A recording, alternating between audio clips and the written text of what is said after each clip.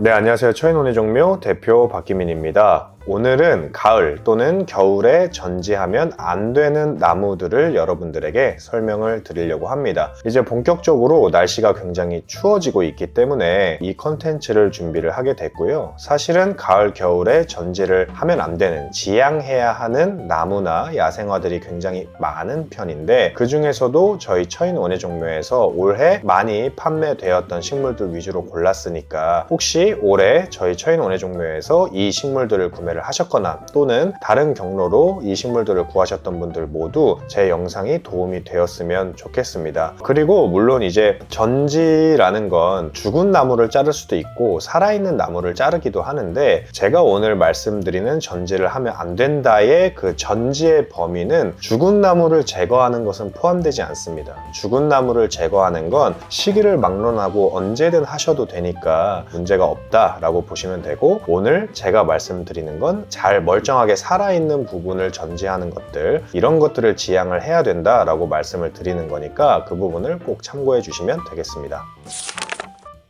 네, 그럼 첫 번째로 여러분들이 가을 또는 겨울에 전지를 하지 말아야 될 나무는 바로 철쭉과 진달래입니다. 이 철쭉과 진달래는 우리나라에서 가장 많이, 가장 널리, 그리고 가장 오랫동안 쓰였던 대표적인 정원 소재 중에 하나입니다. 철쭉이라고 하면 여러분들이 영산홍, 자산홍, 백철 또는 서감 이런 것들을 떠올리기 좋고요. 그리고 진달래 하면 진달래 또는 참꽃나무 또는 만병초 등을 떠올릴 수 있습니다. 그런데 이 나무들은 봄에 꽃을 피우기 위해서는 그 전년도 가을에 꽃을 피우기 위한 꽃눈을 분화하게 됩니다. 그리고 그 분화된 꽃눈이 겨울을 지나서 날씨가 따뜻해지면 꽃을 피우게 되는 그런 개화 원리를 가지고 있는데, 여러분들이 만약에 가을이나 겨울에 그렇게 전지를 하시게 되면 이미 꽃눈 분화된 가지들을 잘라낼 확률이 매우 높고, 그러면 그 이듬해 봄에 꽃을 피우지 않을 확률이 굉장히 높아지는 겁니다. 그러니까 기본적으로 철쭉류, 여러분들이 많이 아는 영산홍, 자산홍, 백철 같은 경우는 꽃눈이 동해 피해를 입는 경우도 없고, 그리고 작게 그리고 낮게 자라는 편이기 때문에 가을, 겨울에 굳이 전지를 해줄 필요는 없다라고 이해를 하시면 좋고, 이 철쭉이나 진달래과들은 봄에 꽃을 피우게 되는데 이 봄에 꽃을 피우고 꽃이 모두 진 시점으로부터 3주 이내에 전지를 해주면 가장 좋으니까 굳이 가을, 겨울에 하시는 것보다 꽃이 진 이후에 전지를 해주시면 되겠습니다.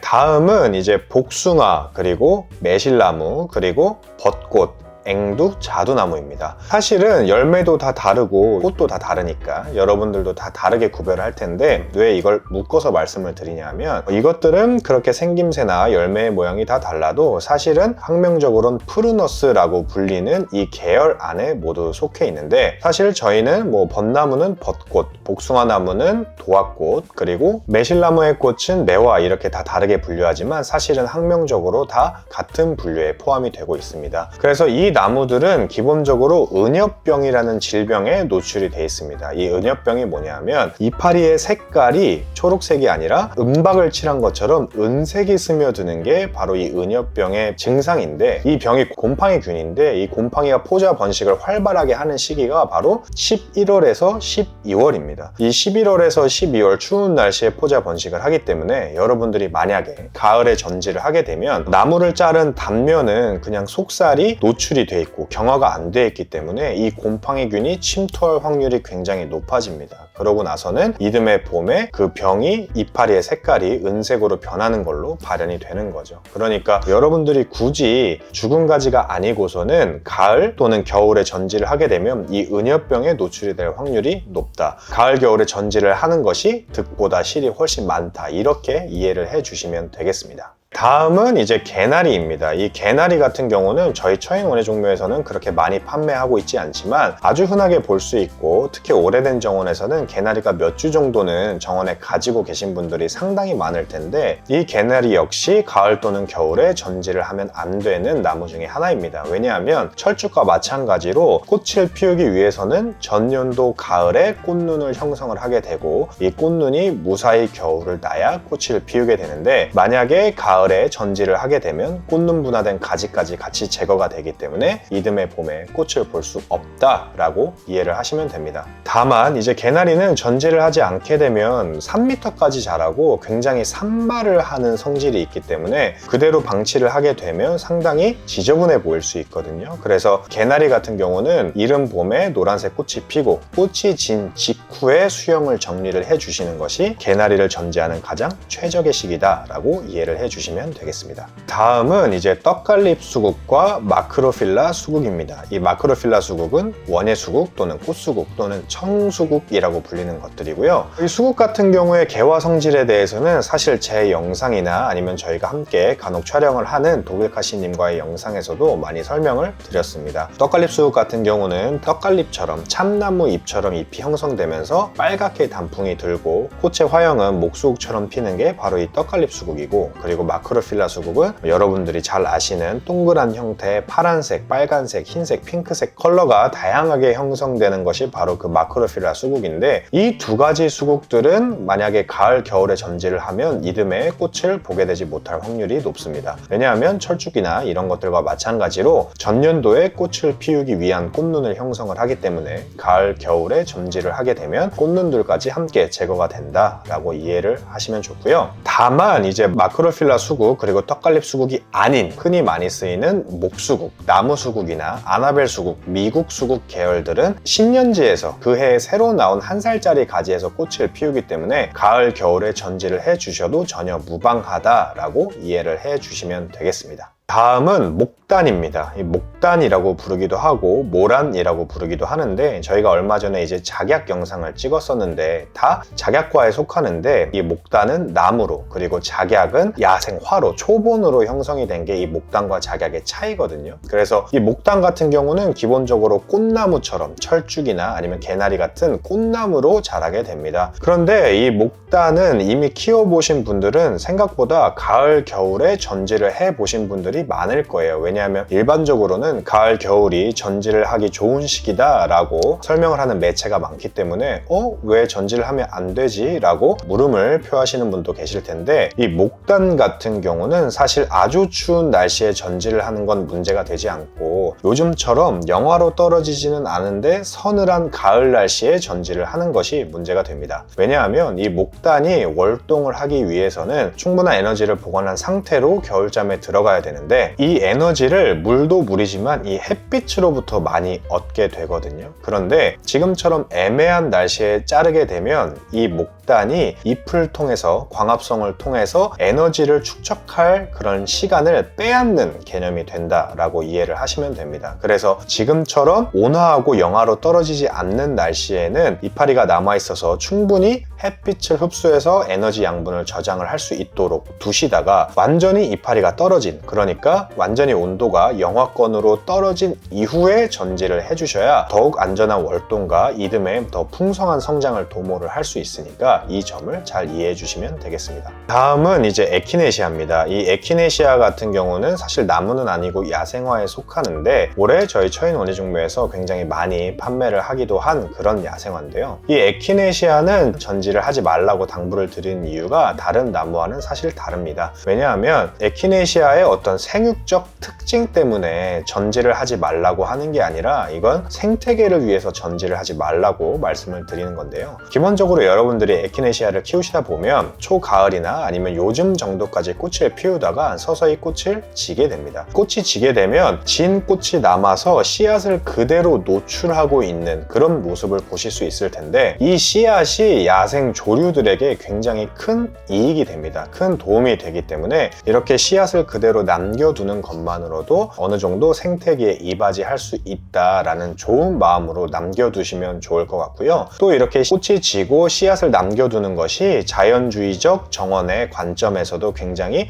적절한 일입니다. 그래서 여러분들이 요즘 자연주의 정원도 굉장히 관심이 많으시니까 씨앗을 굳이 자르지 마시고 그대로 두셔서 생태계에도 도움이 되고 자연주의적인 정원의 미관을 연출을 하는데도 도움이 되었으면 좋겠습니다. 다음은 그라스입니다. 이 그라스 같은 경우도 에키네시아와 마찬가지로 생육적인 특징이나 이런 것 때문에 전지를 하지 말라는 건 아니고, 이 그라스가 가진 가치를 충분히 누리기 늘리기 위해서는 굳이 전지를 할 필요가 없다라고 말씀을 드리는 건데요. 이 그라스는 물론 분류마다 조금 경우는 다르지만 억새로 예를 들면 초록색 이파리가 무성하게 자랐다가 그리고 꽃이 피죠. 깃털 같은 꽃이 피게 되고 꽃이 지고 서리가 많이 내리게 되면 이제 꽃 색깔은 완전히 솜털 같은 하얀색으로 그리고 이파리 색깔은 베이지색으로 변합니다. 그런데 이것들이 다 없어지는 게 아니라 그대로 지상부에 남아있는 걸 여러분들이 많이 보셨을 텐데 그라스가 가지고 있는 미관적 가치는 물론 가을과 여름에도 있지만 겨울에 이렇게 빈티지한 톤으로 그대로 남아있는 것도 굉장히 훌륭한 경관을 연출을 해줍니다. 그래서 여러분들이 이 그라스가 가진 매력을 충분히 느끼기 위해서는 굳이 자르지 않고 12월, 1월까지도 그대로 두면서 서리가 앉으면 서리가 앉은 대로, 눈이 내리면 눈이 앉은 대로 눈에 덮인 모습을 그대로 보는 것도 굉장히 정원을 예쁘게 그리고 다양하게 연출을 할 수 있는 좋은 방법이다 라고 이해를 해주시면 되고, 다만 새순이 자라나야 되는 봄 이전, 그러니까 한 2월 초에서 2월 중순쯤에 한번 벼베듯이 완전히 잘라주시면 성장을 하는데 전혀 문제가 없으니까 전지는 그렇게 진행을 해주시면 되겠습니다. 다음은 침엽수입니다. 이 침엽수가 사실은 굉장히 포괄적이긴 한데 여러분들 잘 아시는 뭐 측백나무라든지 아니면 블루에로 같은 향나무 이런 것들을 이해를 하시면 좋습니다. 사실은 이런 상록수들이 사시사철 늘 그대로 있는 것 같아도 생각보다 키워보신 분들은 잘 아시겠지만 늘 모습을 변화를 합니다. 특히 날씨가 이렇게 추워질 때면 속에서 낙엽이 발생을 하기도 하고 이파리의 색깔도 청량하고 맑은 색깔보다는 약간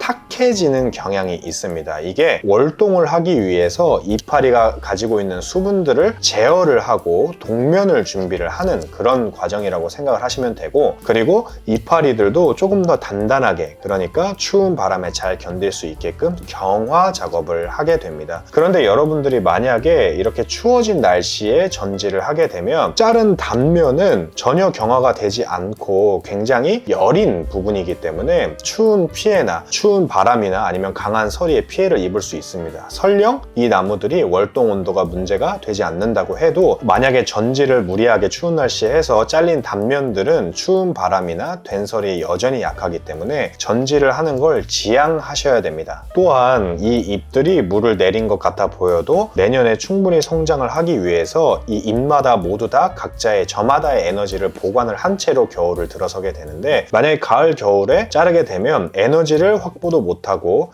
에너지를 가지고 있는 나무들도 이파리도 모두 잘라내는 개념이 되기 때문에 가을 겨울에는 전지를 피해 주시는 게 좋다, 이렇게 이해를 해주시면 되겠습니다. 다음은 이제 일본 단풍나무입니다. 일본 단풍나무가 뭐지? 라고 약간 헷갈려 하시는 분들이 있을 텐데, 이파리가 기본적으로 넓고 크게 형성이 되는 것들은 일본 단풍나무가 아니고 거의 미국 풍나무나 이런 계열들이고, 일본 단풍나무 계열들은 상당히 이파리가 좁고 뾰족하면서 가늘은 게 가장 큰 특징이라고 생각을 하시면 됩니다. 그래서 여러분들이 흔히 아시는 공작 단풍, 수양 홍단풍 같은 것들이 이 일본 단풍의 가장 대표적인 예라고 생각을 하시면 되는데, 이 일본 단풍 같은 경우도 겨울 전지가 아니라 목단처럼 가을에 전지를 조심을 해야 되는 대표적인 수종입니다. 왜냐하면 날씨가 애매하게 시원하고 추울 때에는 이 나무들이 수액도 온전히 보관을 하고 영양분들을 굉장히 많이 보관을 하고 있는 시기가 되는데, 이런 시기에 만약에 자르게 되면 아마 단풍나무 잘라보신 분들은 아시겠지만 어설픈 시기에 자르면 수액이 굉장히 많이 흘러내립니다. 이 수액이 영양분이기도 하고, 이 수액은 어떻게 보면 나무로서는 이제 혈액과 같은 역할을 해주는데, 이 수액들이 많이 흘러내리면서 이듬해 성장을 잘 하기 위한 영양분들도 모두 다 그냥 방출이 되는 개념이라고 이해를 하시면 좋고, 그리고 잘라진 단면에서 또 질병, 곰팡이균에 감염될 확률이 굉장히 높아지는 게 바로 이 일본 단풍입니다. 그래서 이 일본 단풍도 목단과 마찬가지로 여러분들이 전지를 하실 때 이렇게 애매하게 추운 날씨 말고 완전히 영하권으로 진입한 후에 잘라줘야 이파리도 다 떨어지고 나무가 완전히 동면에 들어섰을 때 전지를 해줘야 이 나무의 영양분도 잘 보관하고 그리고 질병 감염도도 굉장히 낮출 수 있다라고 이렇게 이해를 해주시면 되겠습니다.